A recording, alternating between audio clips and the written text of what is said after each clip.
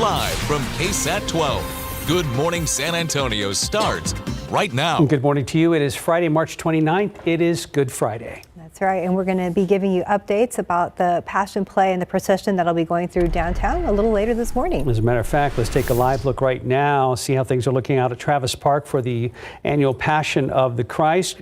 Quite a few crowd out there right now. Thousands of people overall are expected to line the streets of downtown San Antonio for this Good Friday tradition here in the Alamo City that recreates the trial and crucifixion of Jesus Christ. You can see people already gathered and getting ready for that. So this is the first year that the procession will begin, like you can see here at Travis Park. In previous years, it had started in Milan Park. Passion Play begins at 10 a.m., but there is a bilingual prayer service that will begin in about 30 minutes. So as you mentioned, Steph, that's part of this. Here's a complete breakdown of the events this morning. So at 9:30 is the ecumenical prayer service at Travis Park. Then the Passion Play procession begins at 10 a.m. sharp. At noon, the procession should end in front of San Fernando Cathedral with the crucifixion. And then at 1 p.m., Archbishop Gustavo Garcia Sierra will hold the 7 last words of Christ service inside San Fernando Cathedral. You can find all this information on our website, KSAT.com. And if you're not able to make it out there, we also will be live streaming the Passion Play on our website, so you can watch it from there as well. Let's go outside with live cam right now, see how things are looking. And Mike Ostrage is here in for Justin today. Yep, and boy, we couldn't ask for nicer weather today. You know, it was not as chilly this morning, kind of seasonally cool. There is just a hint more humidity. Notice that bottom number, dew points up to 58. Yesterday at this time, we were in the low and kind of approaching mid 40s. So a little more moisture, but still not bad. A couple of clouds are hanging around out here. We've had a decent breeze, at least here in town, so that's why we haven't seen a whole lot of fog, but some folks have seen a bunch of fog.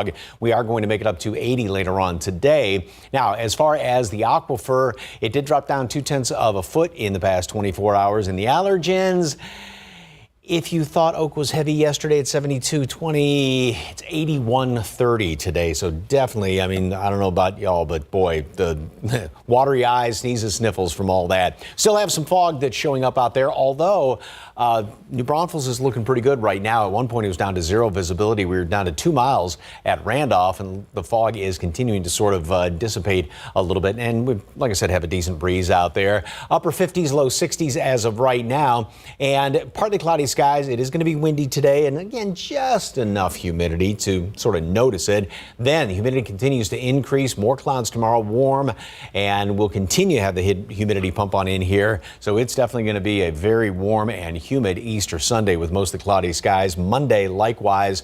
Then we do have a chance for some showers late on Monday, and a cold front's going to come through here and clear things out. All the details coming up in just a couple of minutes.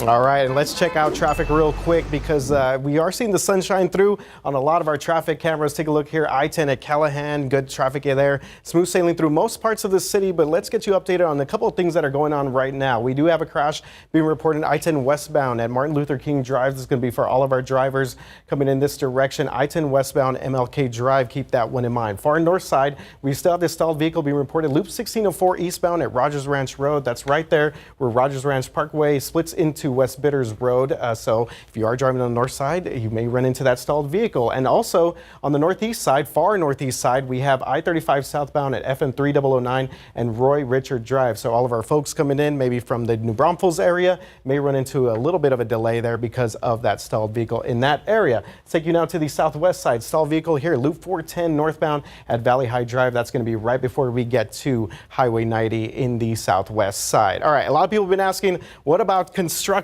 going on this weekend? Of course, it is a holiday weekend, so good news. TxDOT crews not going to be out and about causing too many major delays this weekend, but there is just one smaller closure here that we want to let folks know about. 1604, the eastbound frontage roads here, again, not on the main lanes, but from Valero Way to the I-10 interchange. We're going to have a full closure here starting tonight, and fortunately, that's only going to be for the overnight hours, 7 a.m. But again, for the most part, everything else is looking good in terms of construction, and again, a lot of people maybe about to hit the roads right now, out to maybe go out of town or maybe some last minute grocery shopping or doing getting some last minute things together for the Easter holiday. Make sure that you guys have a great weekend. Mark and Stephanie, back to you. Thank you so much, RJ. Here's today's 9 at 9. Today, Christians around the world are reflecting on the day Jesus was crucified. Good Friday is a big part of the Christian Holy Week. It leads up to Easter Sunday when Jesus was resurrected. Churches across the world will hold services to mark the day. Here in San Antonio, the downtown area is expected to have a huge crowd for the annual Passion of the Christ. The Passion Play will begin at 10 o'clock this morning, and parishioners from San Fernando Cathedral will reenact the trial and crucifixion of Jesus Christ. The procession will begin at Travis Park and end at the steps of San Fernando Cathedral, and we will be live streaming the entire Passion Play on our website, KSAT.com.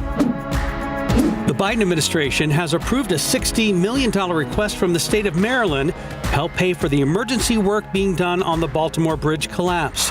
Cranes are in place, ready to clear debris and reopen the Port of Baltimore as pressure grows to get things going.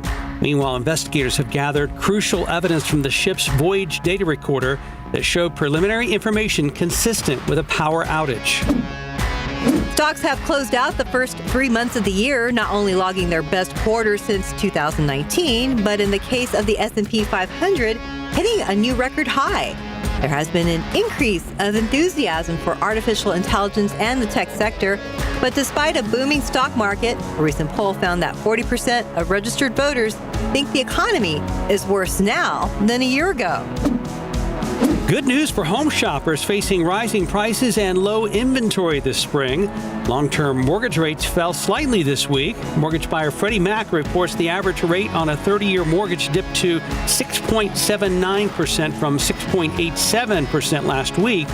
Average mortgage rates have stayed below 7% so far this year after October's 30-year high. The U.S. Census is changing how it categorizes people by race and ethnicity. Responses to the single question will now include 7 broad categories: white, Hispanic or Latino, or Black or African American. Other options are Asian, American Indian, Alaska Native, and Native Hawaiian or Pacific Islander. This is the first time in nearly 3 decades that the existing standards across all federal agencies have been changed. Kia is recalling thousands of Tellurides because the SUV can roll away while in park. All Tellurides made between 2020 to 2023 and certain 2024 models are affected by the recall. A main component of the SUV's steering wheel may have been improperly assembled. Owners are being asked to take the SUV to a Kia dealer to have updated electronic parking brake software installed. AAA reports unleaded gasoline is up 3% from a year ago to $3.53 a gallon, about 14% higher than at the start of 2024. That's thanks to severe weather and tensions abroad. The average price for a gallon of gas in San Antonio is about $3.02. The contactless payment service Amazon One is launching a new feature that uses palm recognition. Users can take photos of their palms with their phones and link them to their accounts. That allows them to scan their palms for payment at Amazon and Whole Foods stores, along with more than 150 third-party locations. And that's today's 9 at 9. In your morning headlines, how much money do you need to make to live comfortably in San Antonio and other major cities? We'll break it down for you. Yeah, well, plus how much do folks need if they're traveling to see the eclipse? And yes, there are some special moments planned for the historic event. David Sears is here with your morning headlines. I'm sure a lot of people have thought about a lot of different things they can do during the eclipse to make it memorable. Yeah. So we'll have one of those for you in just a second. Let's start with this. If you go to a store, any store, on a regular basis or just drop in every now and then, I really don't need to tell you that prices have gone up on everything. Duh. But thank goodness there's a study that illustrates it for us. An internet company called smartasset.com did a study. They wanted to know and then wanted you to know what it took to live comfortably as a single adult, where you don't have to live paycheck to paycheck and can still enjoy a few pleasures of life. The average salary for a single adult to live comfortably in a major city in this country is $96,000. New York is the highest. You need to make $138,000 to live comfortably. We got a breakdown of the cities in Texas for you. The cheapest, this may surprise you, Houston, you only need $75,000 to live comfortably as a single adult in Houston. And then it goes to El Paso, same, about $75,000. Lubbock, about $75,000. Laredo, $78,000. And how about Corpus Christi, all the way up to $82,000. I guess those trips to the beach are a little expensive. San Antonio is $85,000. to live comfortably as a single adult in this city. We're still going up. Check this one out. Dallas, Plano, Irving, and Garland, 91, and then Fort Worth and Arlington. All the great activities in Arlington obviously cost you a lot of money, so you need to make a lot of money. $94,765 as a single adult. All right, so that once again was from smartasset.com. The site says 50% of income for housing, groceries, transportation. That's the way you need to break it down. Then 30% of income for wants and entertainment and hobbies, 20% paying off debt, saving, and investing. Although I think the 30 and the 20 ought to be switching. You start paying off more debt, don't you? Yeah, for sure. Absolutely. Anyone surprised that Fort Worth, Arlington would cost more than Dallas, Plano, Irving, and Garland? Well, it's the home of the Cowboys. So, Yeah. you know, That's true. You said it. There are a bunch of amenities there. Yeah. There's, Cowboys. There's that's what it did. the ballpark. There's Six Flags, right? All that stuff. All that stuff. Yeah, those numbers really don't surprise me. What surprised me is Laredo. Yeah. Like, how is Houston 75,000 and Laredo 78,000? Well, for I would say for 100 years, but for as long as I know, You're right. Laredo's always been a cheaper place to live. I mean, What's going on in Laredo these days? Laredo. Is there a secret there we don't know about? I don't know. I mean, there's been a lot of development since I used to visit in the 80s. It's a lot different now, but I would still put Houston ahead of Laredo as far Even San Antonio, even San Antonio was kind of expensive. Some interesting numbers to chew on. Yeah. There you go. Yeah. Thank goodness for that website to do that study. I wouldn't have known. All right, our weather staff has been counting down the days until the solar eclipse, and we are now at 10. We have also been bringing you a lot of information and stories on how people are getting ready for the big day. So how about a look from the outside, like people are just paying to travel to other parts of the country in the path of totality. For instance, the average round-trip ticket to Louisville, $1,200. To Buffalo, $1,000. Even here to San Antonio is a little less than $900. Hotels and Airbnbs, they're taking advantage and raking in some dough. In Vermont, a room that's usually $100 a night, $1,400. People are coming from all over the world and are willing to pay for the experience. I don't know if there are words to describe the level of excitement I have. If the number went to 100, I'm probably at like 500.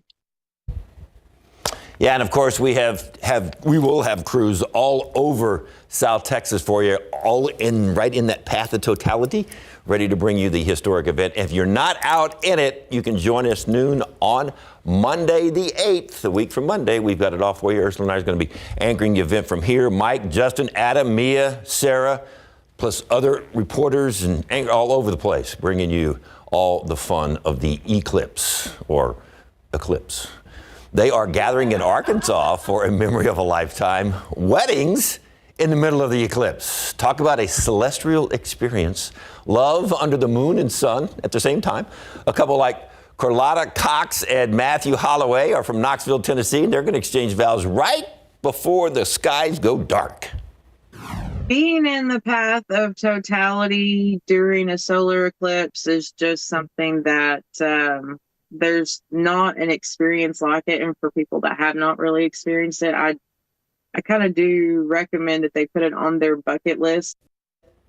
Yeah, sure. A lot of folks are going to be trying to celebrate a special moment or create some sort of special memory during the eclipse, or just, stand out there and watch it. Well, can you imagine being born during the eclipse? Oh. We were talking about that in the newsroom one day. Yeah. What would the baby being born right at the perfect moment of totality, what would that baby get? Because, on New Year's Eve, doesn't the baby, Right. Yeah, first baby born for the new year gets all kinds of stuff? What would that baby there's get? There's some sort of perks, right? Special glasses Yeah.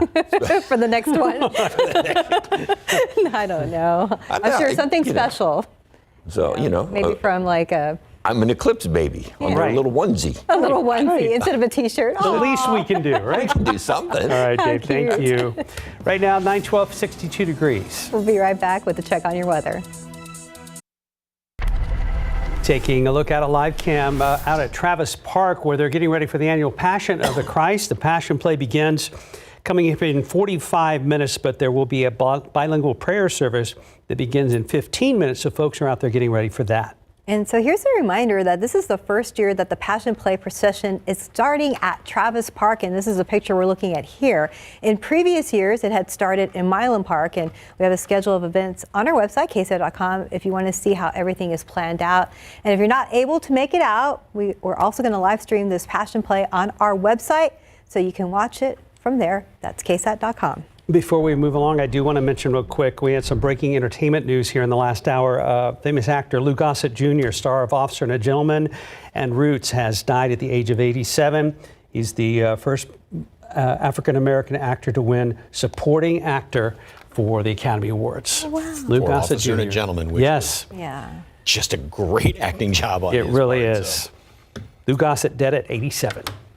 Back to the Passion Play. It is, you know, as you saw folks down there, just a delightful day as far as the weather is concerned. And it's going to stay this way all day long. And then it's going to get more humid as we go on into the rest of the weekend. So here's what it looks like for Easter tomorrow. Humidity really started, you know, you notice a little more humidity out there today.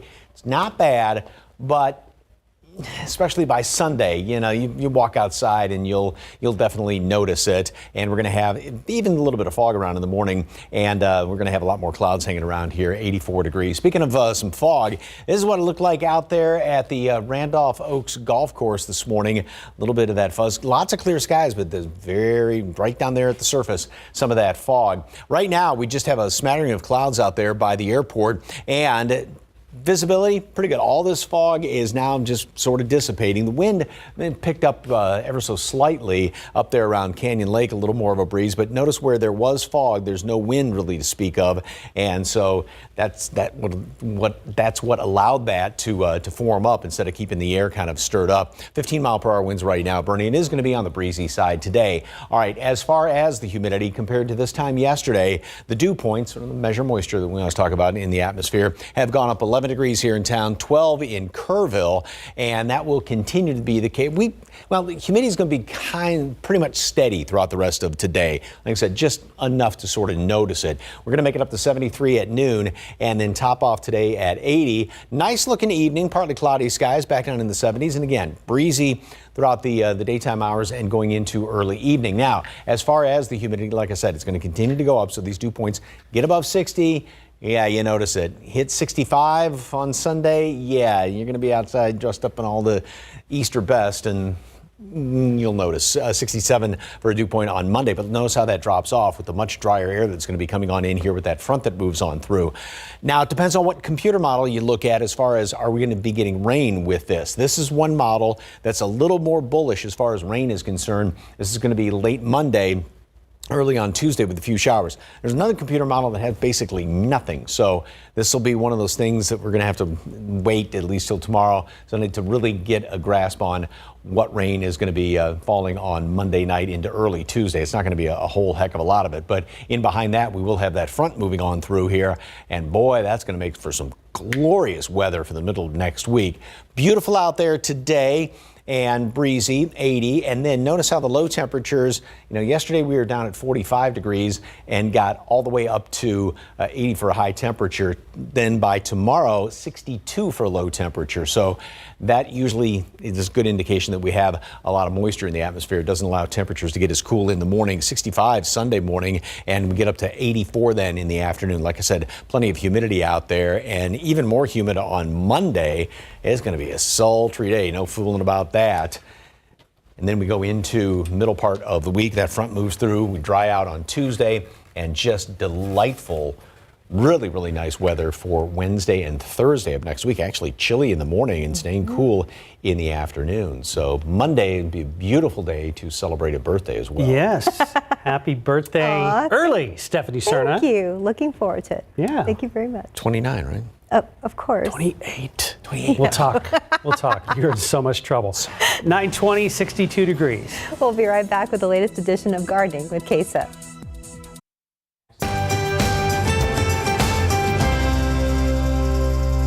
Welcome back. It's 9:24. We're looking at the TransGuide cameras. We'll keep you updated on that situation in a little while. At least 1604 Petranco Road. Yeah, we can't tell if it's a car fire or a grass fire, but a lot of white smoke out at 1604 at Petranco. Looks like, is that main lanes or access road, Mike? Appears to be access road. Access road, okay. So just be aware of that.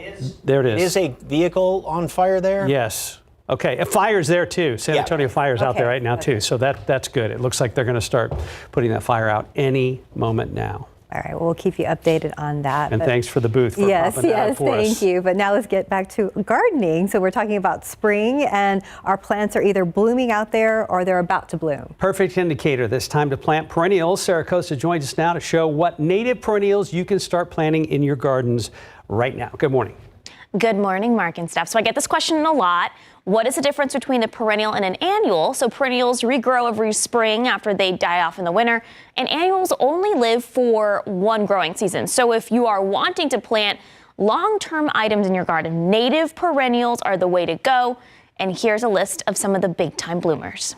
Looking for plants that will survive our triple-digit heat, droughts, and freezes in South Texas that are beautiful bloomers? Don't worry, I got you covered. Native plants aren't just survivors. They play an important role in helping out our local ecosystems and pollinators. So it's a win-win. You want to plant them now before the triple-digit heat so they can establish strong roots. Rainbow Gardens has a large selection of native perennials to choose from. Here are some big-time bloomers. Zexmania, or Texas creeping oxeye, blooms from May to November and is a host plant for several butterflies. Butterfly weed blooms from May to September and is a host plant for monarch and queen butterflies. If you need a shrub that will also bloom, Texas sage or cenizo is your girl. They are also so tolerant to all types of weather. Esperanza is another shrub option. Warning, these guys get huge, so don't be afraid to cut them down to the ground every winter, but can bloom through the triple digits. Blackfoot daisy, she is kind of having a moment. Great for a cottage aesthetic. Mealy blue sage. Honestly, most purple sages or salvias are some of the best bloomers through the heat and are stunning. When planting, don't forget to add an organic compost and to do a deep watering. Prime planting season right now. Very busy at my house. Yeah, sounds like it. Yeah, but hey, another great option that I left off that list is Greg's Mist Flower. It's if you want butterflies, build it and they will come. This is video I shot of my garden. That's Greg's Mist Flower there, and those are all queen butterflies combination with monarchs. Basically, it's like candy to butterflies. They get the zoomies after eating it because I think it just, I don't know, they just love it so much. But this is your guy if you want to plant for pollinators and just walk out in the fall and the spring, even in the summer, and just see this many butterflies in your garden. Greg's Mist Flower, and you can get it at any local nursery. It looks like a weed when it first starts growing. Like now? Yeah. But it's going to bloom soon. It's going to bloom, and then it'll stay blooming all the way until our first freeze. Wow. And two things that Sarah told us this morning as far as how it deals with the summer heat and critters like deer. Yeah. So, like, I get questions from people in the hill country, like, the number one question, is it deer resistant? Greg's Mist Flower is deer resistant. So it's a great one to plant. And hardy enough to plant here to survive July, August, September, October, November, December. I mean, granted, if we're in drought, you do need to water. Right. But you don't have to water it a ton. Good. And once they're established, they will keep coming back with a vengeance. So well, a strong flower, well, that's good. I was going to say at Rooney's school they have, and I'm going to check to see what kind of flower it is. That's probably what it is. But they have like a little butterfly garden. It's probably there. Really Greg's Mist. Check it out. All right, Sarah, thank you. Thank you, guys. Right now it's 9:27, 62 degrees. There is more ahead on GMSA at 9. Including this month's Educator of the Month. She's a special education inclusion teacher for Northeast ISD, and she comes from a long line of educators. So I'm going to share her story coming up. Well, there she is right there. But before we get to Steph's story, we're talking about the eclipse again. We'll be talking with a health expert from Consumer Reports about how to view the eclipse safely. Let's take another look out there with TransGuide. The camera shot's looking a lot better. This is Loop 1604, southbound Loop 1604 at Petrenko Road, and there was a fire there. You can see a fire truck still there on the scene, but it looks like they have what we saw earlier under control. Yeah, indeed. And this is the southbound frontage road out there at 1604 and Petrenko. Excitement is building. We're just 10 days away from the total solar eclipse. As your Eclipse Authority, we are continuing to prepare for the big day. So joining us this morning to talk more about it is Consumer Reports Health Editor Catherine Roberts. Good morning. Good morning. Hi, Catherine. So we're going to be talking more about safety while viewing the eclipse. Tell us what happens if you look directly at the sun. So normally your pupils are very good at expanding and contracting in order to, let in the right amount of light. But the sun, when you look directly at it, it's just too bright for your eyes to be able to do that. So the lens can concentrate that sunlight when you're looking directly at the sun, and it can actually burn your retina, which can cause permanent damage and impairment to your vision. So it's really important not to look directly at the sun. And if people are using solar eclipse glasses, there's some people who haven't gotten them yet or forgot where they were from the last time around. Where can we buy these? I recommend going to the American Astrological Society website. They have compiled a really nice list of verified, vetted manufacturers and dealers of eclipse glasses that they've checked out and made sure that they're selling real glasses. So I think that's probably the best place to start. Okay, Catherine, what are some other ways to view the eclipse if you don't have these glasses? Yeah, so there's a lot of different methods for making different sorts of pinhole cameras, which basically allow you to create a projection of the shape of the sun as it's in a partial eclipse. I used one last time that I made out of a cereal box. You can find instructions on NASA's website to do that. But you can even, do something super simple. I recommend trying it even if you have eclipse glasses, because it's pretty cool, where you just kind of cross your fingers like this, and that you'll get a projection on the ground of tiny little partially obscured suns on the shadows on the ground. So there's lots of different ways to do it. Even if you have glasses, I recommend it. It's kind of fun. Well, Catherine, just right now we're showing a video of our Sarah Spivey. She's a meteorologist here, and she did a little pinhole experience for our Science with Sarah for the different schools that she goes out with. And so we wanted to remind our viewers also that this pinhole projector is on our website at KSAT.com. But yes, thank you for bringing that up. Yeah, it worked really well, and she did use a cereal box as well. All right, Catherine, so how can we watch the eclipse if you can't go outside or you're not in the viewing path?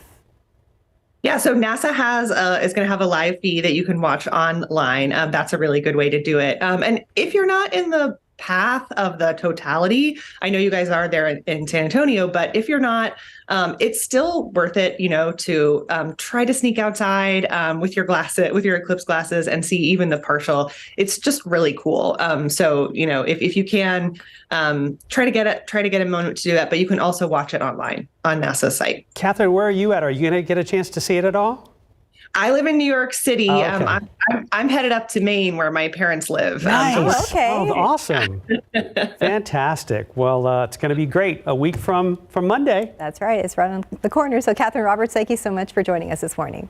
Thank you so much for having me. Thanks, Catherine. Have a good weekend. Well, speaking of the eclipse, folks, our next Weather Authority eclipse glasses giveaway will be on Tuesday. Meteorologist Adam Caskey will be out at Tacos Norteño on Huebner Road. You start lining up at 5 p.m. and the giveaway will begin at 6:30. There'll only be 300 glasses to hand out, so make sure you get there early. If you can't make it out there Tuesday, we have a couple more giveaways next week on Wednesday and Thursday. Glad we have those giveaways. I know it's been going really well so far. Yeah, and so Sarah and me are going to be doing the giveaway on Wednesday. Justin and I are going to be at the giveaway on Thursday. And we also have an online. We're going to be streaming all 5 of us on Wednesday evening and just, talking more about the eclipse and a lot of the experts and stories that we've put together on that. And speaking of the eclipse, so of course, 10 days away, like Mark said, a week from Monday. And if you are in the path of totality, of course, just as the moon is about to go in front of the sun, some folks refer to it as the diamond ring. So once that disappears, you can briefly take your glasses off, but only in the path of totality. If you are not, and also leading up to it and then following it, you gotta have your glasses on. And also double check if you've got leftover ones from, say, October, make sure they don't have any scratches or anything on them, because if they do, get new ones. Get rid of those. So, all right, here's what it looks like out there. Lots of clear skies, a little bit of some cloudiness kind of hanging around here, 62 degrees. Humidity and temperature has gone up compared to this time yesterday. Humidity is going to be okay throughout the day. Everybody, with just a couple of exceptions, are in the 60s as of right now. Wow. Oak It's just hitting like a sledgehammer. 81.30. It went up from yesterday's reading even. So if you're sneezing, sniffling, scratchy eyes, it's probably the reason why. 73 at noon, 80 high temperature today. Very nice day, kind of breezy, and then humidity definitely increases this weekend. Closer look at the Easter forecast and going into the first couple of days of April in just a couple of minutes. Hey, Mike, we want to share, everybody, again, the vehicle fire that is now under control out there. Southbound frontage road of Loop 1604 at Petranco. Some San Antonio fire units are on scene, and I see now a Hero truck is out there with its sign as well. As of right now, TxDOT is reporting that only 2 lanes are blocked. Educator of the Month, brought to you by First Mark Credit Union. Mrs. Murray? Yes. Hi. Hi. I'm Megan with KSAT. Congratulations on behalf of KSAT and First Mark Credit Union. We'd like to present to you Educator of the Month. Goodness, thank you so much. We love that. So here at KSAT, we shine the spotlight on an educator every month throughout the school year. And for the month of March, we are recognizing a teacher who comes from a long line of educators. Nikki Murray is the special education inclusion teacher at Tuscany Heights Elementary at Northeast ISD, and she is KSAT's Educator of the Month.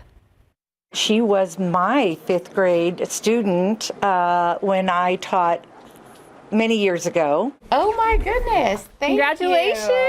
When our team surprised Nikki Murray at Tuscany Heights Elementary School with the Educator of the Month award, her mom, who is also an educator, was there to congratulate her, as well as her husband. So my mother was one of my teachers, and she was in education for almost 40 years. Prior to that, both my grandparents were in education, so it kind of runs in the family. You're going to do that, 11 minus 8. Nikki has been in education for 13 years, and she's been teaching at Tuscany Heights Elementary for 11 years. She primarily works with 5th grade, and she tells us she loves her students. I love the kids. All right, and what did you get? I love working with them every day and kind of seeing where they start and the progress that they make as they grow.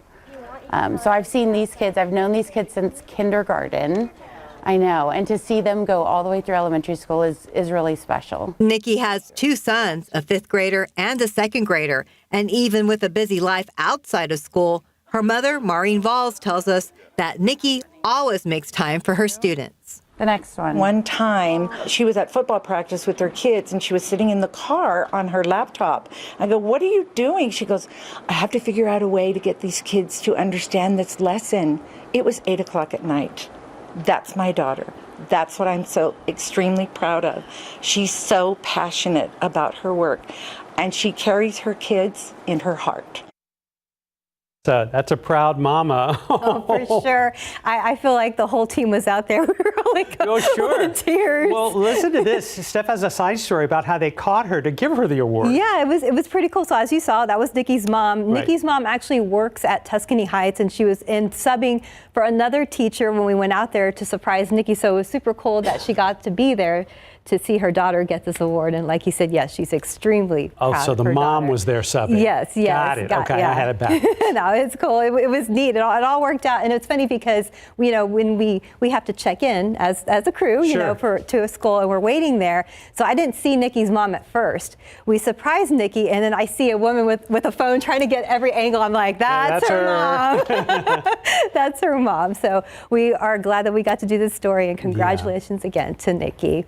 So yeah, just a reminder, you can nominate your favorite educator right here. This is a QR code that you can use. This is on our website at ksat.com/educator. Let's get those submissions in before the school year wraps up. All right, thanks, Steph. Let's go outside live right now one more time at Travis Park. This is, of course, Good Friday. A bilingual prayer service should be happening very soon, if not right now. As you see, a big crowd is already out there. This comes ahead of the Passion Play, which starts in about 20 minutes. If you aren't able to make it out there, of course, we're going to be live streaming all of this, the entire Passion Play, on our website, so you can watch it there. Again, should begin around 10 o'clock. Time now, 9:41 and 64 degrees for now. You're watching GMSA at 9. Be right back. Just about 9:45, Easter camping is in full swing. This is video we got of campers out at Brackenridge Park overnight. Aw, you can see they're having a good time. Well, the city park's curfew lifted at 11 last night officially. with the exception at Brackenridge Park at First Tee. So people wishing to camp out there will be allowed to stake out their spots in that particular park beginning at 3 this afternoon. So park curfews will resume Sunday night at 11 p.m. So to look for a list of all the parks where you can camp this Easter weekend, you can head over to our website at KSAT.com. Tent flies are up, awnings up, canopies up, but won't have to deal with rain this weekend, that's right? True. That's No, good. just some humidity, you know, and maybe some mist and fog in the morning. So. Piece of cake. And if you're going camping, remember, as we always learned in Boy Scouts and taught the boys, leave it better than you found it. Of course. Please pick up all your trash and everything. So, all right, look outside. We've had so many great pictures of bluebonnets out there. It's been a really great crop this year, and this dog looks very proud of himself and kind of regal. Aw, yes. He's Good smiling shot. too. So thank you very much for the KSAT Connect picture. Love that. Great looking day out there. Just a few clouds hanging around. As we were talking about, there's just a hint more humidity than what we had around here yesterday. It's not as though you walk outside and it hits you, but you can sort of sense it. And so dew points have gone up 5-10 degrees here and there on average around the area, and they will continue throughout the rest of the day. Humidity is going to be pretty steady, so we're not going to get a big surge in the moisture coming on in here today. Now, we will have southeasterly winds. That's going to kind of help out a little bit, but we're going to have 73 degrees today at noon, 80 high temperature, just like yesterday, but again, not as dry air as yesterday. And then we'll dip down into the 70s later on this evening. Now, as far as the weekend is concerned, yes, we will get more humidity. Like I said, tomorrow and especially on Easter Sunday morning, maybe a little bit more fog and some mist out there with some of the extra humidity in the morning hours. Now, going into Monday, that's when we are going to really have humidity around and also the chance for some rain. Here's the computer model that is the one that's a little more bullish as far as rain is concerned. This is going to be late Monday, early Tuesday, all that, according to this, getting on out of here by even commute time on Tuesday morning. So we're not have to, maybe a couple of leftover wet streets, and that would be about the extent of it. Now, as far as what's going to be going on then the rest of that week, first of all, satellite picture, as you can see, we've got a big storm system off the west coast right there. That's going to be the next influence on our weather, kind of an indirect influence. So what happens is we've got the moisture here at the surface, and that's going to continue to increase, and that low is going to be digging down there, sending a lot of high clouds on in, so we'll have a lot more clouds around tomorrow as well as on Sunday, and the humidity continues to increase down here at the surface. Then things are going to sort of split up just a little bit. That low is going to kind of hang back, and we will get a bit of a front working its way on through here. So notice how the winds coming in here from the northern United States and Canada sort of split around, the lows out there. These come in from the north. This is the front that's getting pulled on through here, and that low develops around the Great Lakes and the Ohio Valley. This is going to pull in the cooler, drier air for us for the middle portion of the week. So it's going to be fantastic. I mean, we don't get many more of these fronts going into the springtime around here. Then that low is going to work its way in here, and that's going to give us a chance for some rain by the latter portion of next week and maybe even going into next week. And obviously, that's still a long way off as of right now. So forecast today, 80 degrees. Like I said, it's going to be on the windy side. Humidity is going to be okay today, but you'll definitely notice it now the next couple of days, and especially on Easter Sunday with a high temperature of 84 and very humid on Monday as well. Front comes through late, a couple of showers, maybe a storm in there, and then that clears us on out. And like I said, we've got a great stretch of weather for the middle chunk of next week. Steph, Mark. Thank you, Mike. Well, it's game day for the Spurs, and they are trying to keep the winning streak going. So tonight they play the Knicks, and tip-off is set for 7 p.m. Then on Sunday, Easter Sunday, they play the Warriors. That game is set for 6 p.m. So both will be here at home at the Frostbank Center. Go Spurs, go. Go Spurs, go. March Madness continues today with the Sweet 16 in the men's tournament. Houston plays Duke tonight around 8:40. And in the women's tournament, Texas plays Gonzaga tonight at 9 p.m. Then Baylor plays USC tomorrow at 4:30 in the afternoon. If you want to see Caitlin Clark play, Iowa takes on Colorado tomorrow at 2:30 p.m. Reminder there. And don't forget the Brahmas are kicking off their season this Sunday against the DC Defenders. The game is at 11 a.m. This is Sunday morning at the Alamo Dome.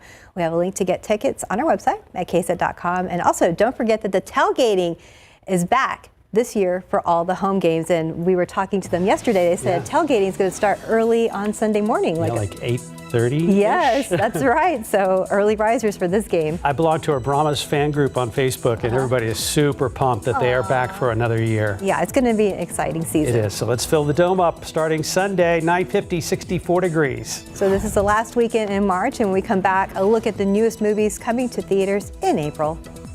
And let's check out the flamingos. See how things are going out there at the San Antonio Zoo, where it's always a great day to go to the zoo. You're looking at one of several live zoo cams. You can check those out anytime, 24/7 on KSAT.com. Next time we see you, it'll be April, and it's a warm-up for the big summer movie season. Well, CNN's Rick Damagella has a preview of what's heading to theaters next month. Every day, I've prayed for a way to protect the weak. Dev Patel pulls triple duty as writer, director, and star of Monkey Man. The action flick hits theaters April 5th. The White House issued warnings to the Western forces as well as the Florida Alliance. Writer-director Alex Garland brings his vision of what journalists covering a military conflict in the United States might look like in Civil War, arriving in theaters April 12th. Dawn of the Dead is here. George A. Romero's horror yarn is back in theaters and drive-ins for its 45th anniversary starting April 12th. A list of theaters showing Dawn of the Dead is available at dawn45.com. If I'm to do this, I'll need my own team. Guy Ritchie assembles a team of actors to portray a World War II Special Forces squad in The Ministry of Ungentlemanly Warfare. The battle begins April 19th. For their first family vacation, the Forgers travel to the snow-covered land of Phrygia. Anime series Spy Family brings its blend of family togetherness and international intrigue to the big screen in Spy Family Code White, landing in theaters April 19th. If she could replicate Dad's invention, we could be onto something big, Ma. The futuristic thriller Breathe, starring Mila Jovovich and Jennifer Hudson, heads to theaters and digital on April 26th. You were incredible today. Thank you. I mean, it wasn't even like tennis. April ends with the love triangle of Challengers, starring Zendaya. The match begins April 26th. Looking for my favorite seat in Hollywood, I'm Rick Damagella. And we've got a nice looking day on tap right now. Temperatures are very pleasant. We're in the mid 60s and we will warm up to 80 later on today. Humidity is okay, not bad. It's going to be breezy today though. Winds out of the south, 15, 20, and gusting from there. More humidity this week. It's going to be a pretty humid Easter, and that's going into Monday, and then a front's going to clear things out quite nicely. So once again, happy birthday to this beautiful young lady on Monday. Steph Thanks sandwich. so much. Aw, I'm so spoiled here. Happy birthday. Thank you. You're Have a good weekend. Happy Easter.